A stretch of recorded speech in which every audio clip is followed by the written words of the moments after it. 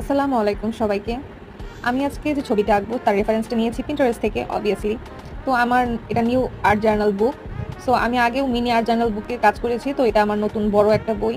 So আমি যখন রং start করলাম, অ্যাক্রিলিক কালার দিয়ে রং করছি। তো আমার সমস্যাটা মনে হয়েছে যে আমি ফার্স্টে কোট করে নিইনি। আমি ভেবেছি যেহেতু কাগজ তো আমার কোট করা লাগবে না। বাট আমার মনে হয় যে অন্য কালার দিয়ে কোটিংটা করে নিলে মনে হয় আমার ড্রয়িংটা আরো বেটার হতো। কারণ আমি যখন রং করছিলাম তখন পেজটা এতটা বেশি রাফ ছিল যে আমি যখন রংটা দিচ্ছিলাম তখন রংটা সব জায়গায় ইভেনলি ডিস্ট্রিবিউটেড হচ্ছিল না। তো আমার এই মিস্টেকটা মনে হয়েছে যে আমি ফার্দার আর করবো না। আমি নেক্সট টাইম থেকে অবশ্যই আগে অন্য কালার দিয়ে কোট করে নেব, দেন আমি অ্যাপ্লাই করবো রং।